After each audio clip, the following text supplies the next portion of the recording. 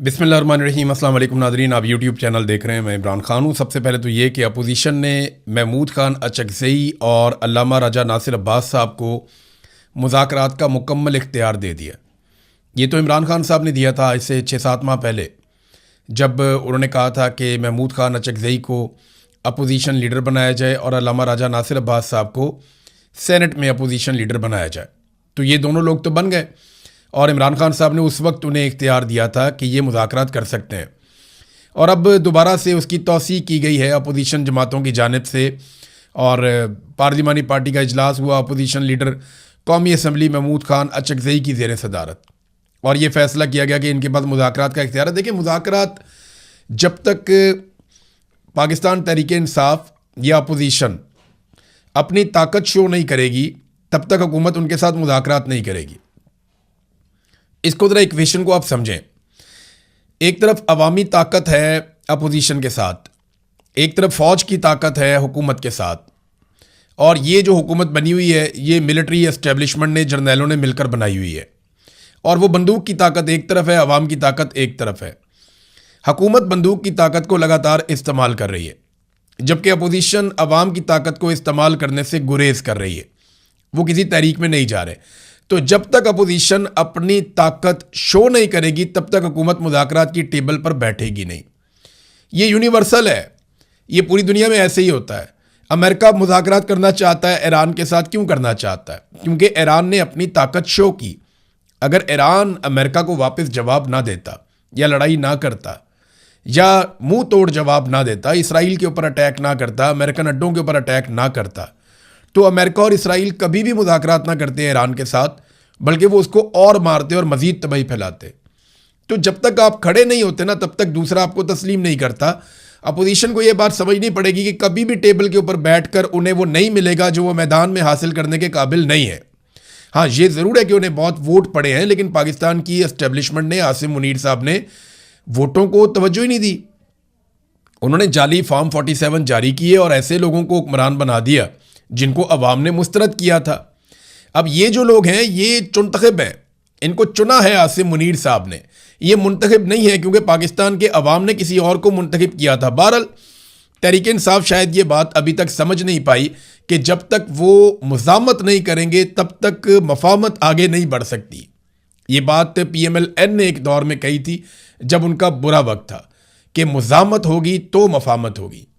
तो जब तक मुज़ामत नहीं करेगी पाकिस्तान तहरीक इंसाफ तब तक मफाहमत का कोई रास्ता नहीं खुलेगा। आप यहाँ से अंदाज़ा करें ना कि एक एक करके सबको उठाकर ले जाते हैं। लाहौर में एक छापा पड़ा, ये बहुत पुराने आदमी हैं, आजकल पाकिस्तान तहरीक इंसाफ के साथ हैं और ये हमेशा से आज़ाद कश्मीर में MNA बन जाते हैं। जो उनकी मखसूस नशस्तें हैं जो बाहर से जिसमें इलेक्शन होता है, मुहाजिरों वाली सीटें, वहाँ पे वो MNA बन जाते हैं। गुलाम महिउद्दीन दीवान साहब, पुलिस वहाँ पे जाती है क्योंकि अब ये तहरीक इंसाफ के साथ हैं। पुलिस जाती है, उनके दरवाजे पे खड़ी हो जाती है, वहाँ पे दरवाजे खटखटाती है, ऊपर से फलांगते हैं। सारी वीडियो देखी मैंने। छलांगे मार के पुलिस वाले घर के अंदर दाखिल हो जाते हैं, दरवाज़ा तोड़ देते हैं, खोल देते हैं, अंदर घुस जाते हैं और गुलाम महिउद्दीन दीवान साहब को पकड़ के ले जाते हैं। ये इलेक्शन होने जा रहा है आज़ाद कश्मीर में और ये इलेक्शन की रिहर्सल है। पहले इलेक्शन होते थे ना तो गहमा गहमी होती थी, जलसे, जुलूस, इस किस्म की चीज़ें होती थी, बैनर, पोस्टर, तकारीब होती थी, गहमा गहमी होती थी इलेक्शन की। अब इलेक्शन की निशानी ये है कि जो सबसे मकबूल पॉलिटिकल पार्टी है पाकिस्तान तहरीक इंसाफ, उसके बंदे उठाए जा रहे होंगे हर तरफ और हर तरफ कागजात छीने जा रहे होंगे, बंदे अगवा हो रहे होंगे, बंदे गिरफ्तार हो रहे होंगे। और जो इमरान खान के मुकाबले में पॉलिटिकल पार्टीज हैं वो बेचारे तो जलसे जुलूस करने के काबिल भी नहीं रहे। उनकी ये हालत हो गई है उनकी अपनी हरकतों की वजह से। ज़रा गिलगित बल्तिस्तान वाले लोगों से गुजारिश है करीब करीब आ जाएं और ज़रा गौर से सुने, इसलिए कि अब मैं सारी पॉलिटिकल पार्टीज़ के इंतखाबी निशान आपको बताने वाला हूँ। मुस्लिम लीग नून का इंतखाबी निशान है शेर और पीपल्स पार्टी का इंतखाबी निशान है तीर, और पाकिस्तान तहरीक इंसाफ से एक मरतबा फिर इंतखाबी निशान छीन लिया गया। तो उनका इंतखाबी निशान क्या है ये ज़रा आप सुन लें कि कहाँ पर अगर कोई वोट डालना चाहता है पाकिस्तान की मिलिट्री एस्टेब्लिशमेंट के ख़िलाफ़, और अगर कोई इस वक्त वोट डालना चाहता है फ़ौजी जर्नैलों की मुदाखलत के ख़िलाफ़, तो वो कहाँ वोट डाल सकता है? गिलगित 1, यहाँ पे इंतखाबी निशान है जी खैमा, ये PTI का। गिलगित 2 यहाँ पे ट्रांसफार्मर है। गिलगित 3 वाले सुन लें, यहाँ पे शांति टोपी। और नगर 1 वाले मीनार के निशान पे, नगर 2 वाले खैमा के निशान पे, और हुंजा की जो सीट है वहाँ पे निशान है क्रिकेट की विकेट, और स्कर्दू की जो सीट है वहाँ निशान है क्रिकेट की विकेट, और स्कर्दू 2 जो सीट है वहाँ पे निशान है खैमा। स्कर्दू 1 में क्रिकेट विकेट है, स्कर्दू 2 में खैमा है, स्कर्दू 3 में खैमा है, स्कर्दू 4 में क्रिकेट की विकेट है, और उसके बाद खरमंग यहाँ पे इंतखाबी निशान जो पाकिस्तान तहरीक इंसाफ के हमायत याफ्ता उम्मीदवार का है वो नलका है। फिर शिगर की जो सीट है वहाँ पे इंतखाबी निशान है मेडल, ये जो गले में डालते हैं मेडल वो। फिर अस्तोर की जो सीट है उसका इंतखाबी निशान है शांति टोपी। फिर दियामिर 1 में इंतखाबी निशान है क्रिकेट की विकेट, दियामिर 2 में इंतखाबी निशान है क्रिकेट की विकेट, दियामिर 3 में इंतखाबी निशान है क्रिकेट की विकेट, और दियामिर 4 में इंतखाबी निशान है क्रिकेट की विकेट। यानी दियामिर में जो भी एस्टेब्लिशमेंट के खिलाफ या जर्नैलों की सियासत के खिलाफ वोट डालना चाहता है वो क्रिकेट की विकेट के ऊपर वोट डाल दे पूरे दियामिर में। फिर जनाब गिदर 1, ये बहुत खूबसूरत इलाका है, बड़ा शानदार, मुझे बड़ा मजा आया था यहाँ जाके। गिदर 1 में चारपाई इंतखाबी निशान है, गिदर 2 में ताला इंतखाबी निशान है, गिदर 3 में चिमटा इंतखाबी निशान है, गांचे 1 ये सियाचिन के करीब, मैं यहाँ पे भी गया हूँ, गांचे 1 में इंतखाबी निशान है नलका, गांचे 2 में इंतखाबी निशान है क्रिकेट की विकेट, और गांचे 3 में इंतखाबी निशान है क्रिकेट की विकेट। और ये सारी जो तफसीलात हैं ये बताई हैं गिलगित बल्तिस्तान के साबिक वज़ीर आला खालिद खुर्शीद साहब ने। तो ये जनाब MWM के साथ पाकिस्तान तहरीक इंसाफ का इत्तेहाद है और इन्हें ये इंतखाबी निशान मिले हैं और इन इंतखाबी निशानात के ऊपर ये इलेक्शन लड़ेंगे सारे मिलकर। तो गिलगित बल्तिस्तान वाले याद रखें कि अगर उन्होंने पाकिस्तान की मिलिट्री एस्टेब्लिशमेंट को एक मरतबा फिर शिकस्त देनी है जैसा कि पाकिस्तानियों ने दी थी 8 फरवरी 2024 को, अगर आप वैसे शिकस्त देना चाहते हैं, देखिए मैं ये जानता हूं कि गिलगित बल्तिस्तान में हर कोशिश की जाएगी, सारे हथकंडे अपनाए जाएंगे, पूरा जोर लगाया जाएगा और किया यह जाएगा कि किसी तरह भी एंटी एस्टेब्लिशमेंट या जर्नैलों की ख्वाहिशात के खिलाफ कोई हुकूमत ना बने। लेकिन अगर अवाम इकट्ठी हो जाए और वो इस बात पे मुत्तफिक हो जाए कि उन्होंने अपना मैंडेट नहीं जाने देना तो बड़ी मुश्किलात पैदा हो सकती हैं उनके लिए। फजलुर रहमान साहब, नाज़रीन बड़ी मज़ेदार खबर ये है कि फजलुर रहमान साहब एहतजाज कर रहे हैं महंगाई और लोड शेडिंग के खिलाफ। फजलुर रहमान साहब, आपको अपने खिलाफ एहतजाज करना चाहिए। आपकी पार्टी महंगाई और लोड शेडिंग के खिलाफ इसलिए एहतजाज नहीं कर सकती कि इन्हीं चीज़ों को बेहतर करने के लिए आपने इमरान खान की हुकूमत गिराई और आप साजिश का हिस्सा बने। और अब आप अपने मुंह से बता चुके हैं कि आपने पाकिस्तानी फौज के जर्नैलों के कहने के ऊपर उनके साथ बैठकर यह तय किया कि इमरान खान की हुकूमत को कैसे गिराया जाएगा। और जर्नैलों ने आपको जो हुक्म दिया ये आप खुद बता चुके हैं कि जनरल बाजवा ने और उस वक्त के DG ISI ने, जनरल फैज़ ने, इन लोगों ने आपको हुक्म दिया था कि इमरान खान की हुकूमत गिरा दी जाए और आपने इमरान खान की हुकूमत गिराकर PDM की सरकार बनाई थी। तो फजलुर रहमान साहब, आप एहतजाज नहीं कर सकते बल्कि आपके खिलाफ एहतजाज होना चाहिए। आज पाकिस्तान जिस सूरत हाल का भी शिकार है, इसमें सबसे बड़ी रिस्पॉन्सिबिलिटी, जो सबसे बड़ा हाथ है किसी भी सियासतदान का, वो नवाज शरीफ का और आपका और आसिफ अली जरदारी का है। आप तीनों लोग बराबर के मुजरिम हैं और आप तीनों लोगों के ना सिर्फ केसेस खत्म हुए बल्कि आप बड़ी इंजॉय वाली जिंदगी पाकिस्तान में गुजार रहे हैं। आपकी तरफ तो कोई गर्म हवा भी नहीं आती। नाज़रीन, सुहेल अफरीदी साहब के हलफ उठाने के बाद से लेकर अब तक मुसलसल खैबर पख्तूनख्वा में ड्रोन हमले हो रहे हैं और इसके ऊपर अभी तक कोई कार्रवाई नहीं हुई। मुख्तलिफ इतलात के मुताबिक अब तक 50 के करीब ड्रोन हमले हो चुके हैं। सुहेल अफरीदी साहब जब आए थे तो उन्होंने बड़े ज़बरदस्त दावे किए थे कि वो ये करेंगे वो करेंगे। ड्रोन्स के ऊपर इमरान खान साहब ने FIR दर्ज करने का भी कहा था और कहा था कि ज़ीरो टॉलरेंस की पॉलिसी इस पर होनी चाहिए। लेकिन अब आप ये देखें कि सुहेल अफरीदी साहब की तरफ से खामोशी है, ना कोई मुकदमा दर्ज हुआ, ना किसी को जिम्मेदार ठहराया गया।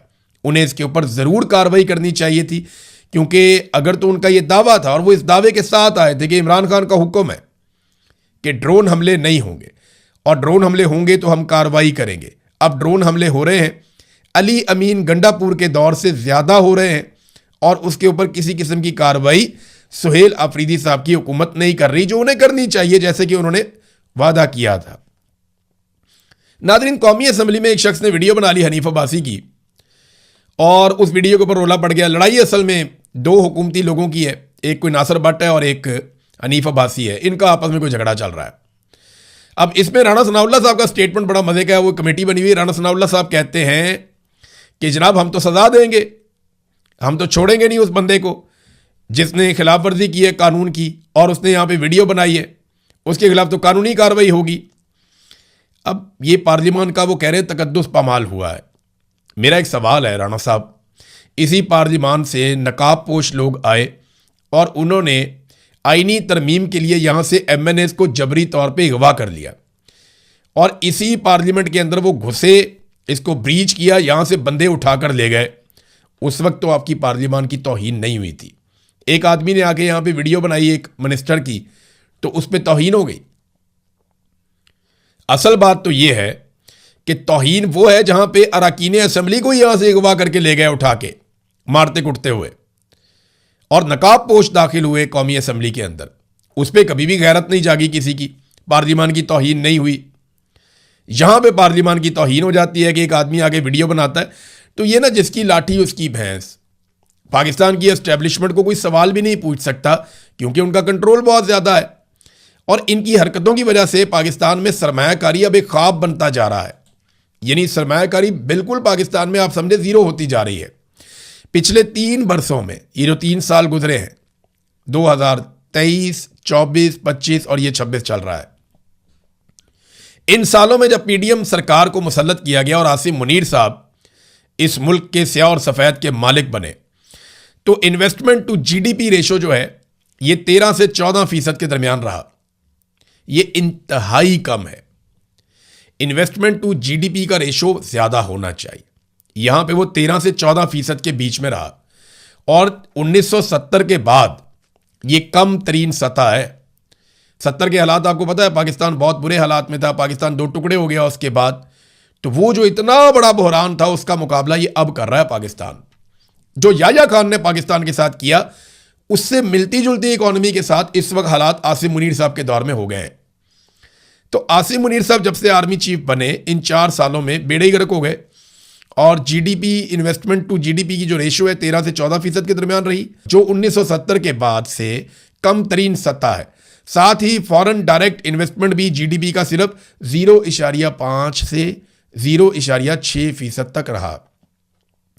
यह इस बात का वाज़ेह इशारा है कि सरमायाकार अब पाकिस्तान की मईशत पर बिल्कुल एतमाद नहीं कर रहे।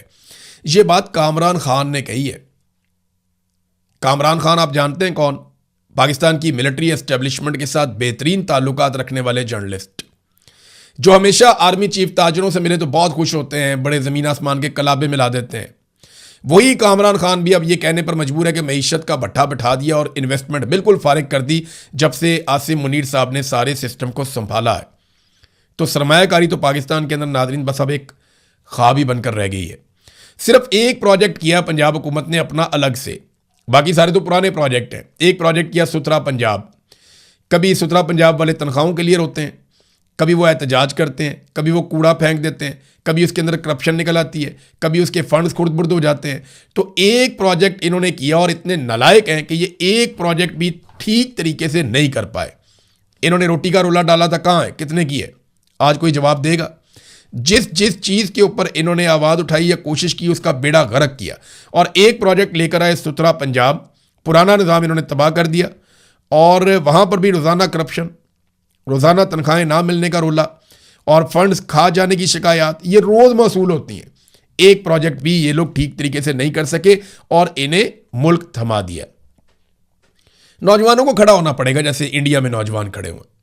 अभी इंडिया इतना परेशान हो गया काकरोच जनता पार्टी से कि उनका जो एक्स अकाउंट है उसको भारत में मुअत्तल कर दिया गया है। ये बड़े मज़े की खबर है। और उसके ऊपर जो इंडिया में कहा जा रहा है वो ये कहा जा रहा है जनाब कि ये तो इंडिया की खुद मुख्तारी के लिए ख़तरा है, लिहाजा हुकूमत ने बाकायदा कहकर काकरोच जनता पार्टी के एक्स अकाउंट को इंडिया के अंदर मुअत्तल करवा दिया। बाकायदा हुकूमत ने दरख्वास्त देकर करवाया। आप अंदाज़ा करें कि ये नौजवानों से कितना डरते हैं। जहाँ जहाँ पे भी फाशिस्ट हुकूमतें होंगी, अब इंडिया में ये जो फाशिज्म है ये फ़ौज के बगैर है।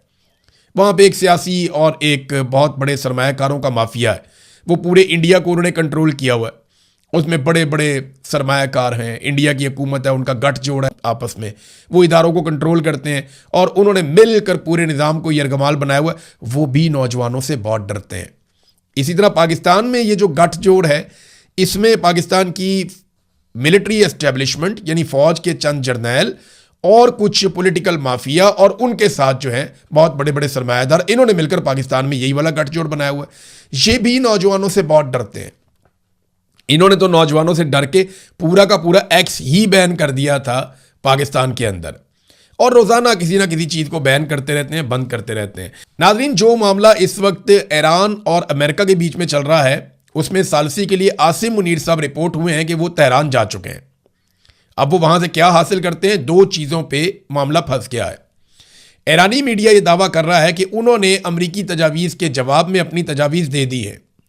सिर्फ दो चीज़ें ऐसी हैं जहां पे आके सींग फंस गए हैं अमेरिका के और ईरान के।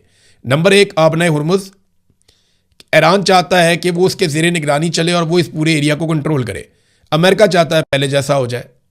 नंबर दो, यूरेनियम। अमेरिका कहता है यूरेनियम अमेरिका की निगरानी में दी जाए, वॉर ट्रॉफी के तौर पे अमेरिका इसको लेकर जाए, जबकि ईरान कहता है कि ये हमारी सरजमीन से बाहर नहीं जाएगी। ये दो जगहों पे आकर ये फंस गए। बाकी जितने भी अमेरिका के दावे थे रजीम तब्दीली करने के, जो जंग शुरू करने से पहले थे, और अपनी हुकूमत वहां पे बनाएंगे, अपने लोगों को लेकर जाएंगे, अपना कब्जा करेंगे, ईरान के टुकड़े कर दिए जाएंगे, बेशुमार चीज़ें, बेशुमार इनके दावे थे, बहुत सारे इनके टारगेट्स थे जो अचीव करने थे, उनमें कोई भी टारगेट अचीव नहीं हुआ। तो अमेरिका मुकम्मल तौर पे अपने टारगेट तब्दील कर चुका है। अब वो उस आबना हुर्मुज़ को खुलवाना चाहता है जो पहले तो खुली हुई थी, और अब वो यूरेनियम के ऊपर मुज़ाकरात करना चाहता है, जो मुज़ाकरात पहले से चल रहे थे कि मुज़ाकरात छोड़ के ये लड़ाई करने के लिए मैदान में चले गए। तो ये अमेरिका ने किया ये कि आ बैल मुझे मार, यानी जानबूझ के वो पंगा लिया। नेतन्याहू के कहने पे अमेरिकन में बहुत सारे लोग ये समझते हैं कि ये अमेरिका की लड़ाई नहीं थी, ये नेतन्याहू ने अमेरिका के गले में डाल दी है। तो अब अमेरिका ने जानबूझ के अपने आप को फंसा लिया, और जहां पे फंस गया वहां से वो निकल नहीं पा रहा। मैंने आपको पिछले वीलॉग में कहा था कि चीनी जहाज़ों ने यूरोपीय जहाज़ों को शिकस्त दी है। ये बड़ी इंटरेस्टिंग खबर है, और इसकी तफसीलात ये हैं कि चीन के जो J-10CE लड़ाका तैयारे हैं, उन्होंने जो फर्जी जंगें होती हैं, डॉग फाइट और बाकी मुकाबले होते हैं बियॉन्ड विजुअल रेंज मारना, ये क्योंकि जहाज़ों के रिकॉर्ड में सब आ जाता है कि कौन सा जहाज़ काबू आ गया, कौन सा लॉक हो गया, कौन सा तबाह हो गया। तो जब ये आपस में डॉग फाइट खेलते हैं तो बगैर हथियारों के भी एक दूसरे को तबाह किए बगैर भी ये पता कर लेते हैं कि कौन सा पायलट मारा गया, कौन सा जहाज़ जो है वो तबाह हो गया और कौन सा जहाज़ बच गया। अब यूरोप के जो जहाज़ हैं जो चंद मुल्कों ने मिलकर बनाए हुए हैं, वो है यूरोफाइटर टाइफून। इन जहाज़ों को 9-0 से शिकस्त दी है चीन के J-10C लड़ाका तैयारों ने। अब चीन के सरकारी नशरियाती इदारे CCTV के मुताबिक चीन के J-10CE लड़ाका तैयारों ने फर्जी जंग में यूरोपीय लड़ाका तैयारों यूरोफाइटर टाइफून को 9-0 से शिकस्त दे दी। ये जो तैयारे यूरोप के थे, ये बनाए हुए हैं जर्मनी ने, इटली ने और स्पेन ने। इन्होंने मिलकर 4 मुल्कों ने ये जहाज़ बनाए हैं।